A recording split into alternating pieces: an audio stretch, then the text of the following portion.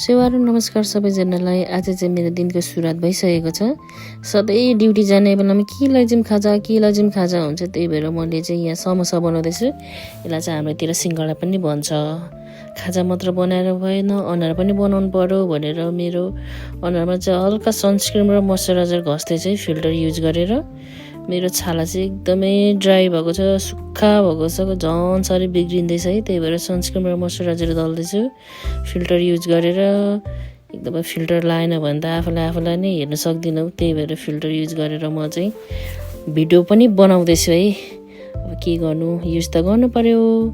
Ready हुँदैछु, एकदमै sunscreen moisturiser लगाएर छालालाई चाहिँ एकदमै ग्लोई एकदमै चम्किलो बनाउने कोसिस गर्दैछु। बल्ल लगाइसकेँ सनस्क्रिन मोइस्चराइजर। अब चाहिँ जान्छु काम गर्नु भनेको। यो चाहिँ मैले बनाएको अचारहरू, थोरै खाजा खाएँ वायुको सुपसँग, अनि खाना खाएँ। अनि त्यस पछाडि समोसाको लागि मैले डो मुस्दैछु। एकदमै एउटा हातले भिडियो खिच्दै एउटा हातले मुस्दैछु है। यसमा चाहिँ मैले ज्वानो र कालो जिरा मिक्स गरेर मुस्दैछु। एकदमै नौरानको बल निकालेर ऐसे गर्दै है। यो दुईचोटि मुछेको, एकचोटि चाहिँ रेडी भइसकेर राखेँ, अनि यो चाहिँ दोस्रो चोटि हो। एकैचोटि मुछ्दा चाहिँ धेरै गाह्रो हुन्छ नि त, त्यही भएर अनि बल्ल मुछिसकेँ है। अनि त्यसको लागि त अब यो त डो रेडी भयो। अब उता चाहिँ किमा रेडी हुँदैछ। भित्रको किमा भन्दा पनि भित्रबाट लाउने तरकारी रेडी हुँदैछ समोसाको लागि। यो चाहिँ हाम्रो घर अगाडि पहिला उप्रिदिने बडेहरू हुनुहुन्थ्यो, उहाँहरूले बनाएकै देखेर मैले पनि जानेकै समोसा बनाउनु। अनि यहाँनिर चाहिँ मैले पुरा मसला लगाएर रेडी गरिसकेँ। अनि चना, आलु, मटर लाउँदैछु है।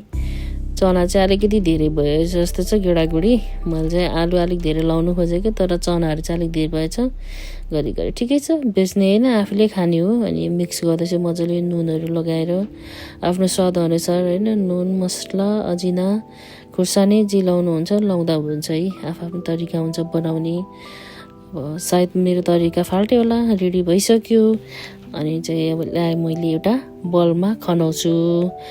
अनि यो खाजा मात्र बनाएर भएन, खाना पनि खानु पर्यो। त्यसको लागि चाहिँ मैले यहाँ माछाको लागि रेडी गर्दैछु ग्रेभीहरू है। मलाई चाहिँ माछामा, कुखुराको मासुमा अदुवाहरू काटेर लाउनु एकदमै मनपर्छ, एकदमै राम्रो लाग्छ क्या। हेर्दा थोरै देखेको छ यो माछा, तर धेरै थियो है। अनि मैले यता समोसा बनाउनलाई रेडी गरेँ। यता पिठोलाई टक्क बेल्दैछु। बेलिसकेर अब मेरो एउटा हातले मुछ्दै एउटा हातले बनाउँदैछु है। के गर्नु, गाह्रो छ हो। अनि यो चाहिँ रहेछ मेरो फर्स्ट समोसा आजको।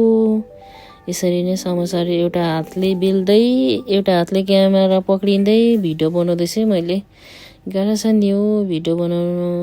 अब एउटा क्यामेराम्यान राख्नु पर्ला जस्तो छ हौ। अनि यहाँ समोसा बनाउँदैछु है। यो चाहिँ म समोसा बनाउँदै फ्रिजमा राख्दैछु, यसरी भेला पार्दैछु, फ्रोजन गर्दैछु। फाइनली मेरो समोसा चाहिँ यति धेरै भएको छ है। कति दिन पुग्छ होला है यो समोसाले। राम कालो जिरा र ज्वानो लगाएर बनाएको त यस्तो मैला फोरी खालको देख्यो त मेरो समोसा त। यति बनाइसकेँ। अनि मलाई भेट्नुलाई चाहिँ दिदी, दाइ अनि नानी आएको थियो। हाम्रो छोरी नाम्याङमा। By by.